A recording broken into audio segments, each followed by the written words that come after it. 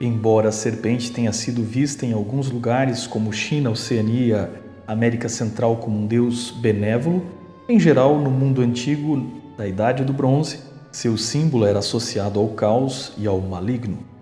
Em 1450 a.C., tanto egípcios, com sua serpente do caos chamada Apófis, quanto os cananeus com seu monstro marinho chamado Yan, ou qualquer religião daqueles dias tinha o símbolo da serpente dragônica como o tentador e o inimigo do divino.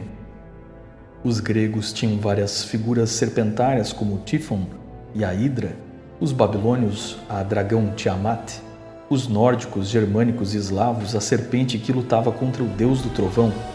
O mundo antigo entendia a figura da serpente como um oposto ao divino e à bondade. O caos era a morte, a destruição e o oposto do bem. Quando Moisés estava no deserto do Sinai, em contato com midianitas, árabes e mercadores que vinham de muitos lugares do mundo, enquanto contemplava o efeito da entropia sobre a natureza, esmagando a vida, enquanto meditava sobre o estado do seu povo injustiçado e escravizado, Moisés buscou as respostas sobre como o mundo pode ser o que é, por um lado tão bonito, magnífico, mas ao mesmo tempo cheio de morte e sofrimento, se há um Deus de amor que criou todas essas coisas? Se você não tem qualquer tipo de crença ou não é um monoteísta, espero que tenha a oportunidade de ouvir e entender uma percepção teológica e as respostas sobre a origem do mal.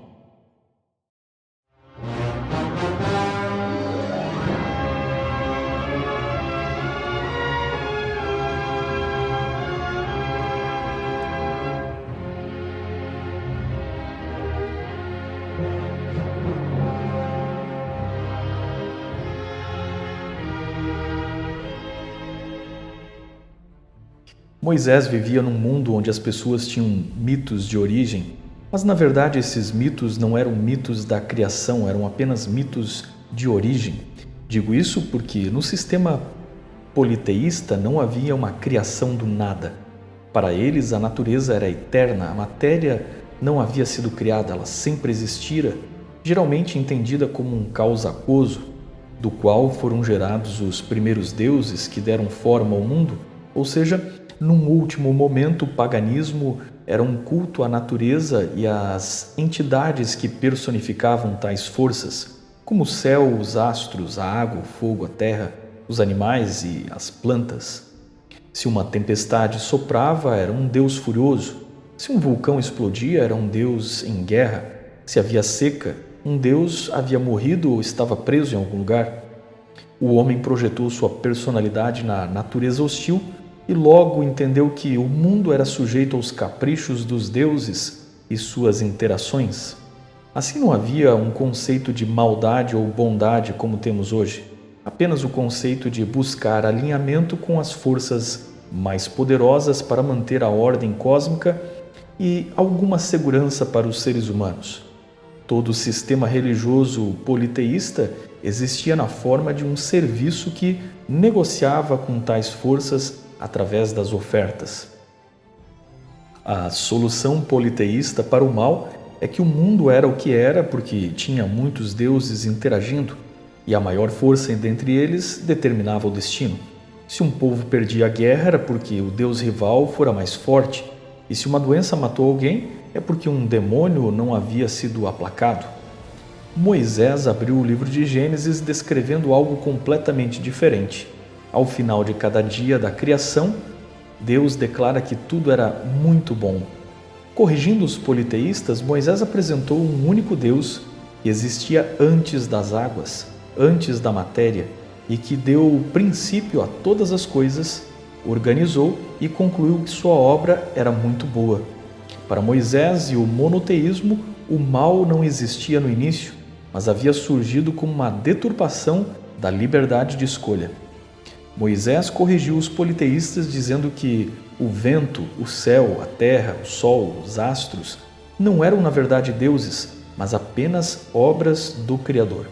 Ao contrário dos mitos de seus dias, onde o homem foi criado pelos deuses como um escravo ou como um acidente, Moisés apresentou o homem como a imagem e semelhança do Criador. Isso era completamente inovador e uma contribuição dos hebreus. Ele mostrou assim um Criador que tem domínio sobre a criação e o homem teria domínio então sobre a natureza. Embora o Egito, por exemplo, fosse uma referência de descobertas e tecnologias, continuaram supersticiosos e a ciência não prosperou entre os idólatras porque eles viam a natureza como divina e se sujeitavam a ela, o que impedia a pesquisa científica na natureza. Enquanto, por outro lado, os monoteístas viam a natureza como uma coisa dentro do seu domínio, dada por Deus, que eles podiam explorar e podiam sujeitar. Quando a ciência surgiu, séculos depois, surgiu no berço monoteísta graças a esta visão de mundo que não era animista e permitiu a pesquisa. Distinguir entre a criação e o Criador prevenia o erro de crer em outros deuses. Moisés usa figuras das religiões antigas, como a serpente, mas os corrige mostrando que o mal teve uma origem entre um ser que originalmente foi criado bom, mas que este ser era uma criatura e não um ser divino. Moisés queria deixar claro que este ser rival de Deus não era igual ao Criador. Jó capítulo 38, verso 7 diz que quando nosso mundo foi formado, os anjos já existiam, descritos ali pelo símbolo de estrelas e pelo título de filhos de Deus em Jó capítulo 1. Entendendo que já existiam anjos, portanto precisava haver um universo para conter tais anjos. E o que impediria Deus de ter criado outros mundos como o nosso, e estes filhos de Deus descritos ali seriam não apenas anjos, mas também seres administradores de outros mundos e planetas? Nada impede esta interpretação. Se não podemos provar por esse texto a vida em outros mundos e planetas, podemos pelo menos ter certeza que anjos existiam antes da formação da Terra, o que nos faz deduzir que anjos são muito antigos, talvez as primeiras criaturas conscientes do universo. Apocalipse 12, verso 7, em diante dá um resumo nos contando que o dragão, identificado com a antiga serpente em Gênesis capítulo 3, havia batalhado no céu, mas fora expulso com seus aliados e um terço dos anjos, novamente descrito simbolicamente como estrelas. As pessoas de seus dias entendiam o símbolo sempre usado para este ser maligno. Sendo um anjo, ele tinha um nível de conhecimento imensamente superior a Adão e Eva, e para ele a expulsão foi sem volta, pois pecou totalmente consciente e dali em diante vagaram pelo cosmos tentando convencer outros seres conscientes a aderir à sua rebelião. Expulso do céu, ele precisava de um local onde pudesse provar que Deus é injusto e com isso exigir seu direito de independência de Deus.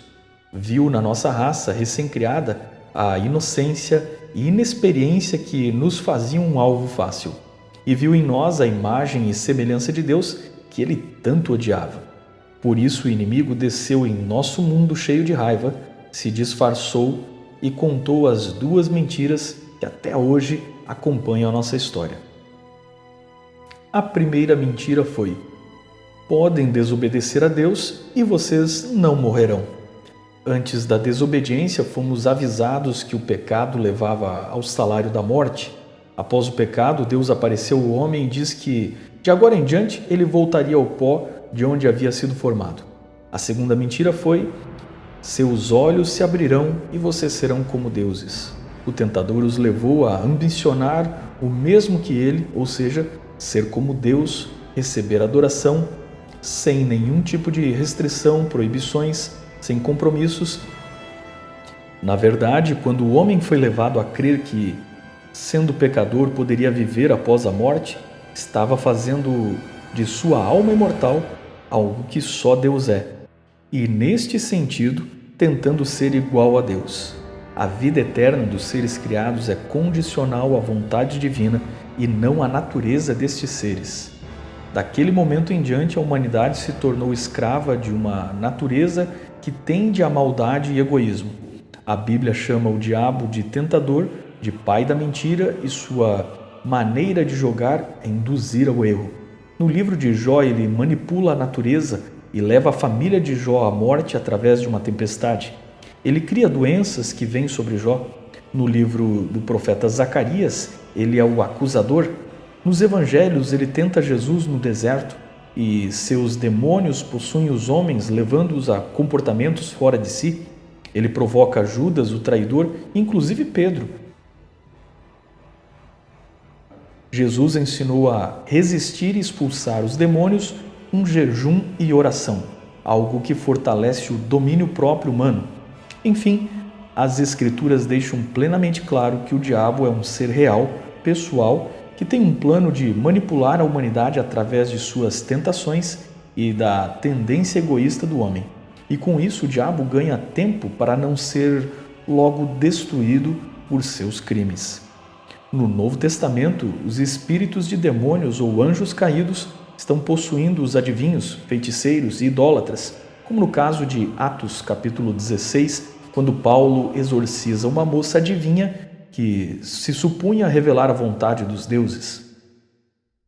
Do ponto de vista de autores bíblicos, espíritos que se manifestavam nos feitiços e médiuns, nos deuses pagãos, nem eram de verdadeiros deuses, nem eram dos mortos, mas de anjos caídos se passando por deuses ou entes falecidos. Você é livre para discordar disso se quiser, mas entenda que, em meu vídeo, estou traçando uma perspectiva bíblica sobre o mal, seu causador e seus métodos. A proibição dos ídolos, do culto a outros deuses e de consultar os mortos se dá exatamente por este motivo. Segundo os profetas bíblicos, o contato com tais forças é ser enganado pelos anjos caídos, aliados ao pai da mentira que enganou Adão e Eva. Nos dias de Saul, quando este rei se viu abandonado por Deus, disfarçado e sabendo que era proibido, consultou uma feiticeira pagã pedindo que fizesse subir o espírito do já falecido profeta Samuel. Um ser se apresentou como Samuel e no dia seguinte o rei Saul foi morto. É de se notar primeiro que Saul era atormentado por um espírito maligno, expulso quando Davi tocava hinos em sua harpa, e este fato, somado ao fato de que Deus não se comunicava mais com Saul, conforme diz a Bíblia, demonstra que o que lhe apareceu como espírito do profeta Samuel não podia ser o espírito de um profeta que servia a Deus. Segundo que, se Deus havia proibido consultar os mortos, havia um motivo para isso. Tais mortos que apareciam nos rituais mediúnicos não eram os espíritos dos mortos, e sim espíritos malignos se passando pelos mortos, os mesmos associados aos ídolos. Isso pode ser percebido lendo o texto de 1 Samuel capítulo 28. No texto, Saul não viu Samuel, ele deduziu ser ele. Quando a feiticeira diz estar vendo um ancião envolto em um manto entre, diz ela, os deuses, se você supõe que aquele era o verdadeiro Samuel, terá que supor que há outros deuses e os mortos estão com os deuses pagãos. Por fim, a profecia feita naquela consulta espírita não se cumpriu, pois nem todos os seus filhos foram mortos e Saul não morreu pela mão dos filisteus, mas se suicidou. O caso de Saul é um belo exemplo de como Satanás induz as pessoas ao erro com falsos sistemas, levando-os por fim ao desespero. O mais espantoso é que alguns leem o texto de 1 Samuel 28 e ainda acreditam que Saul falou com o espírito de Samuel. É um grande erro considerar que o diabo é um ser mitológico. Afinal, quem se prepararia para resistir os ataques de um inimigo que não existe? Sua maior estratégia como jogador é fazer de conta que ele não existe e atribuir a Deus toda a sua maldade, culpando Deus pelo sofrimento. Nisto, Moisés está corrigindo os povos politeístas de seu tempo em seu livro de Gênesis e também no seu livro de Jó, ao mostrar um ser pessoal, real, disfarçado, que introduziu o mal no mundo se utilizando de sua e de nossa liberdade de obedecer. Ou seja, no monoteísmo, o mal não é um sistema eterno, ele é a ausência do bem, uma deturpação no uso errado de nossa liberdade como seres conscientes. E por que Deus nos criou assim? Porque para amar precisamos ser livres, e ser livre envolve a possibilidade de não amar. Ao longo dos séculos, o diabo apresentou uma caricatura sua como um personagem folclórico de chifres e semelhante aos símbolos e à imaginação mitológica medieval que buscou estereótipos do paganismo, até que o homem considerou que sua existência era folclórica. Em nenhum lugar da Bíblia descreve o diabo como um ser vermelho, chifres, mas Jesus ensinou que o diabo é o príncipe usurpador deste mundo e que quem comete pecado está satisfazendo seus desejos. Quando questionado sobre a origem do mal e do sofrimento, Jesus contou uma parábola e disse que um inimigo semeou o joio. Dizer que o diabo não existe é ignorar todo o ensino de Moisés e de Jesus. Os judeus do Novo Testamento eram tão conscientes da associação do diabo com os deuses adorados pelo paganismo que chamavam o diabo de Beuzebu, nome que alude a Baal-Zebud, o senhor das moscas, e aos deuses antigos como Baal ou Bel babilônico. Estavam com isso dizendo que os deuses pagãos, feitos pecadores à imagem humana, eram no fundo uma forma de adoração ao próprio diabo de forma disfarçada. O livro de Jó nos mostra exatamente o que ocorre nos bastidores espirituais do que podemos chamar de teologia do grande conflito entre o bem e o mal. A tradição judaica sempre defendeu que Jó foi um livro escrito por Moisés, por suposto, neste mesmo período de sua estada em Midian, quando também teria composto o livro de Gênesis.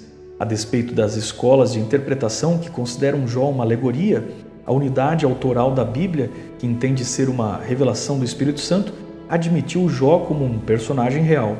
O profeta Ezequiel, em 14, verso 14, ou capítulo 14, verso 20, compara Jó com Daniel e Noé, tratando os três como personagens reais. A carta de Tiago também busca um exemplo de paciência em meio ao sofrimento e cita Jó como um personagem real, pois se fosse alegórico, uma alegoria não seria real para poder ser exemplo a ser seguido. Jó é uma história que se passa em algum período da era patriarcal ou da era pré-mosaica. Jó não era um israelita e pode ter vivido em algum lugar como a Síria ou regiões do deserto entre o Sinai e a Arábia. Talvez Jetro, sogro de Moisés, conhecesse a história e, de fato, o nome e povo de alguns amigos de Jó são de tribos descendentes dos filhos de Abraão com Quetura. Satanás, que Jesus descreveu como o príncipe deste mundo, apresenta-se jactanciosamente de estar vindo de rodear a terra, como se esta fosse a sua propriedade e os seus habitantes, os seus servos. Para quebrantar a arrogância do inimigo, Deus mostra Jó como exemplo de alguém que ainda é fiel dentro do planeta roubado por Satanás. Então Satanás questiona o caráter de Deus, que com sua proteção e bênçãos recebia meramente a adoração interesseira da parte de Jó. Deus decide deixar que o universo confira-se um homem sem vantagens, abandonado no sofrimento, e ainda assim amaria a Deus, incondicionalmente, ou o abandonaria. Seria a fé interesseira? Seria Deus egoísta? A seguir em sua soberania, Deus permite o que não deseja, para que aquele que desafiou o caráter de Deus tenha seu próprio caráter revelado. O universo assiste à crueldade do governo nas mãos do diabo, pois ele vai à terra e mata os filhos de Jó, destrói todas as suas posses e impregna com uma doença terrível. Jó explica Gênesis no sentido de apresentar o caráter e identidade do real inimigo no grande conflito do bem e do mal. Jesus, quando interrogado sobre o mal, respondeu em parábola que um inimigo havia semeado o joio, ou seja, a sua criação havia sido sabotada. Os amigos de Jó chegaram para consolar e tentam defender a Deus, supondo que tanta desgraça é sinal dos pecados de Jó. A mulher de Jó, que é o arquétipo de todos os que se decepcionam com Deus, incapaz de suportar o sofrimento, sem saber do grande conflito nos bastidores espirituais e sem compreender a morte, pede ao marido que amaldiçoe a Deus e morra. Muitos capítulos de debate se passam entre Jó e seus amigos a respeito do sofrimento, da justiça ou da culpa e a respeito da bondade de Deus, mas nada faz sentido para a grande dor que Jó está sentindo. Até que, por fim, num evento sobrenatural, Deus aparece numa tempestade, o arquétipo do final escatológico do mundo, e o evento onde Deus irá interferir na história, ressuscitar os mortos e julgar Satanás. A história termina com Jó satisfeito com outros filhos no mesmo número que perdeu, uma inferência à ressurreição.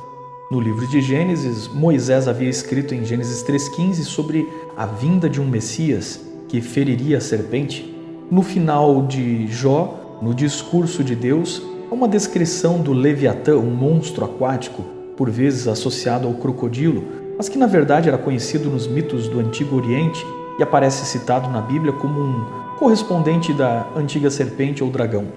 O Leviatã é chamado de orgulhoso, mostrando seu caráter mítico, e pode ser uma pista para Jó, como que dizendo que se Jó não era capaz de entender ou responder às perguntas feitas sobre o mundo natural no discurso de Deus nos capítulos finais de seu livro, muito menos seria capaz naquele momento de compreender o grande conflito espiritual e moral no universo invisível que ele não percebia. Deus lida com o sofrimento de forma prática enviando seu Filho e não de forma filosófica dando as razões e explicações do sofrimento. O sofrimento é uma consequência do pecado e o pecado, se tivesse algum tipo de explicação, seria desculpável. Então não seria pecado. Deus não explica, ele age, interferindo na história e até tomando os nossos sofrimentos sobre si mesmo. No mundo de 1450 a.C., enquanto o animismo e os xamãs faziam sacrifícios para negociar com os espíritos, o monoteísmo detinha-se em debater sobre o caráter de Deus. A religião de Moisés surgiu baseada num único Deus e no mundo retratado no livro de Jó como um campo de um grande conflito entre Deus e o diabo, que se dá no debate do caráter e não da força. O Deus de Moisés é o Criador e logo não pode ter alguém que lhe seja rival equivalente. Por isso o diabo é um anjo criado, rebelde e usurpador, que enganou o homem, pois não teria poder para enfrentar diretamente a Deus. Assim buscou afetá-lo através de suas criaturas. Por que Deus não matou o diabo de uma vez? De fato, isso parece resolver, mas a pergunta continuaria no universo. Será que Deus é justo ou destrói o primeiro que lhe questiona? O amor tem que permitir a liberdade de chegarmos à nossa própria conclusão e é por isso que Deus não destruiu o diabo logo de início. Porque somos nós que temos que chegar à conclusão de que tipo de caráter vamos escolher seguir.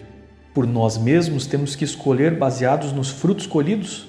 A religião de Moisés é sobre um Deus indo buscar suas criaturas que foram sequestradas pelo domínio do mal e trouxe a morte a este mundo. Moisés viu a beleza da natureza, mas também viu a morte e a consequência da queda.